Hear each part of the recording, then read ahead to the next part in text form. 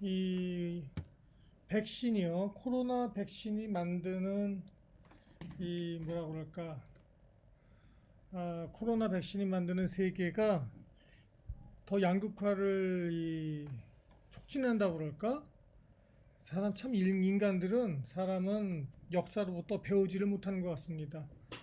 네, 도저히 못 배우는 것인데 이 가난한 나라가 백신을 못 맞음으로 인하여 인플레에 재앙이 시작된다는 것인데요. 조선일보입니다. 요 밑에 보시면은 이 표를 보세요. 저소득 국가의 백신 접종률 차이,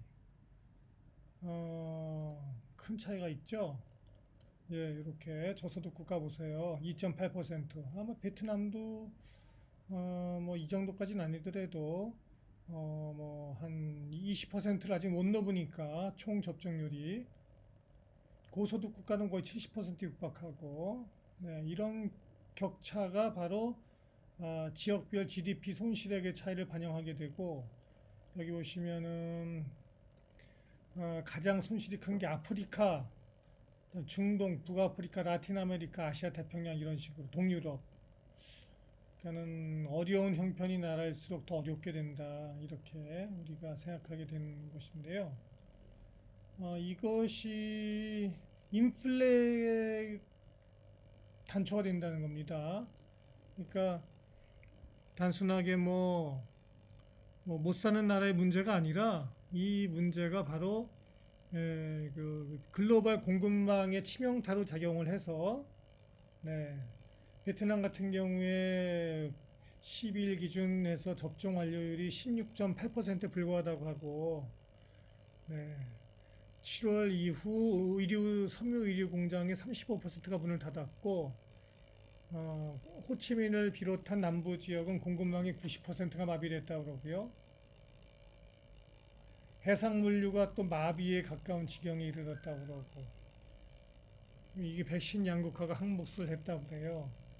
선원들이 뭐 필리핀, 인도네시아, 우크라이나 같은 못 사는 나라들 출신이다 보니까 백신 접종률이 낮고, 그러니까 이 선원들이 격리나 출입국 금지 같은 제한에 걸리는 일이 빈번하게 발생하게 되고, 네. 영국 BBC에 의하면 전 세계 선원 140만 명 중 백신을 접종받은 비율이 31%에 불과하니까, 근데 이 사람들이 전 세계 상품의 90%를 운반한다고 하니까 뭐 세계 무역에 미치는 영향이 적지 않은 게 아니라 그냥 뭐 막대한 거죠. 그럼에도 불구하고 이 백신을 여기 그 유엔 사무총장 구테흐스에 의하면 백신이 필요한 곳에 공급하는 국제적 조정이 발생하는 것 대신에 그냥 돈 있는 나라들이 백신 사재기와 백신 민족주의만 또는 백신 외교만 목격했다며 실망감을 나타냈다는 유엔 사무총장의 얘기는 있습니다. 네, 조선일보였습니다. 오늘도 제 관심을 끄는 뉴스들을 제가 같이 나누고 있습니다. 베트남에서는 여기 새물이 나왔어요, 이렇게. 음, 이게 어디서 나온 건가 했더니 마상그룹에서 새로 만들어냈더라고요. 맛은 뭐 좀 비슷해, 밍밍해요. 미네랄 워터라고 돼 있는데, 아유, 죄송합니다. 다음 이제 그 특이한 뉴스가 하나 떴는데요.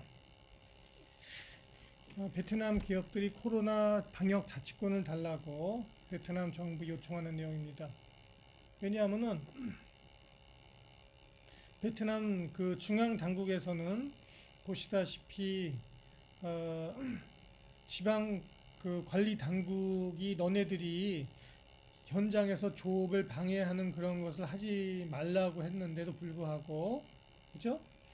그러니까는 그 지방 관리 당국은 역할은 코로나 방역을 위한 감시이지 생산 재개 방해를 위한 간섭이 아니다라고 밝힘에도 불구하고, 정치적인 건 발언이죠. 그러나 실제로는 뭐 예를 들어서 빈지영 여기 같은 경우에 보면은 실제로는 엄청나게 생산 재개를 방해하고 앉아 있죠. 음, 그러니까 기업들이 도대체 안 되니까 우리들이 알아서 할 테니까 너네들은 그냥 보고만 있어라. 보고 보고 떡이나 먹어라 이런 얘기입니다. 이게 굉장히 전에 같았으면은 베트남에서 이러한 요청을 기업들이 사기업들이 감히 정부에게 할 수가 없는데 베트남도 이제는 세상이 많이 바뀌었죠. 네, 바뀌어서 감히 사기업들이 정부에다 대고 이러한 요구들을 할 수 있는 세상으로 많이 바뀌었다 볼 수가 있어요. 그렇게 볼 수 있을까요? 네, 반드시 그런 것만 같지는 또 않아요. 원래 베트남인들은 들이받습니다. 공안이고 뭐고 간에 수틀리면은 총도 쏩니다. 시민들이 공안한테. 그러니까 이런 거는 또 베트남의 역사를 보면은 을에 민간에서 이 관을 들이받는 일은 비일비재했다 이렇게 볼 수 있어요, 사실은. 자, 뭐 베트남의 하노이는 그래도 하루에 10명 이하 확진자 계속 나오고 안정돼 가고 있는데 제가 이제 관심을 끄는 거는 러시아에 이렇게 무슨 또 보이시죠? 오른쪽에 이 사진 보이시죠?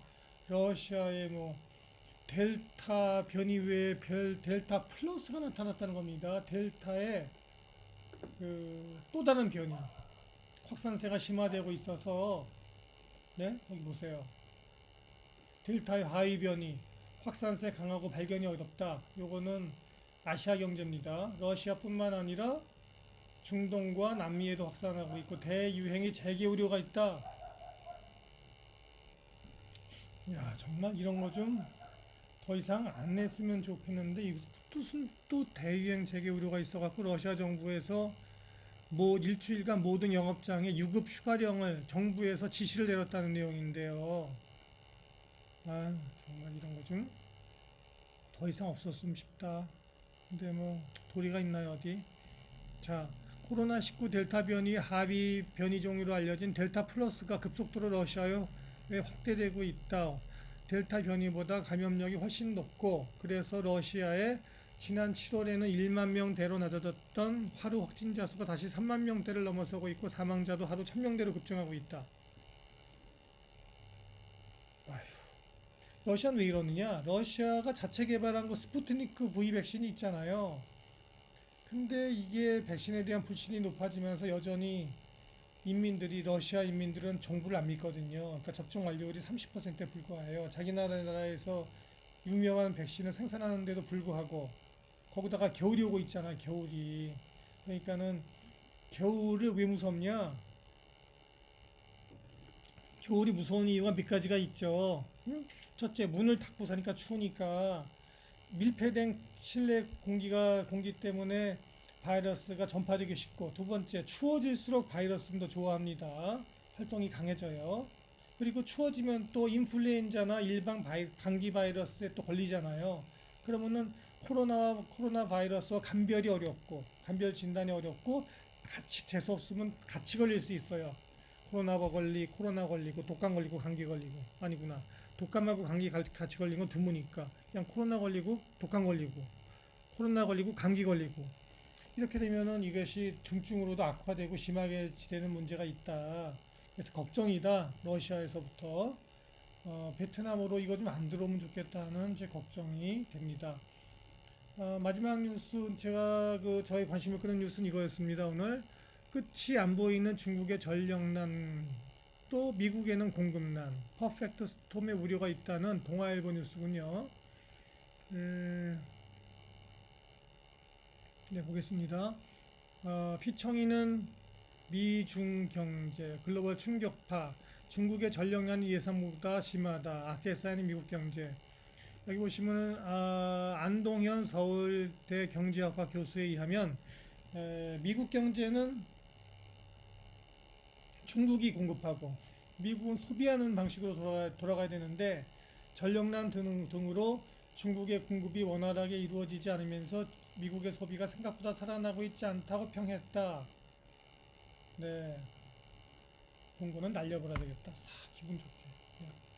베이징 수저우의 김기용 특파원이군요. 동아일보. 이 큰일 났어 이거. 네. 여기 조 바이든 미 대통령이 뭐라고 한국판가 볼까요? 21일 주 방위군에게 트럭 운전을 맡길 것이라고 했다. 물류 대란이니까 트럭을 운전한 운전사가 없어요.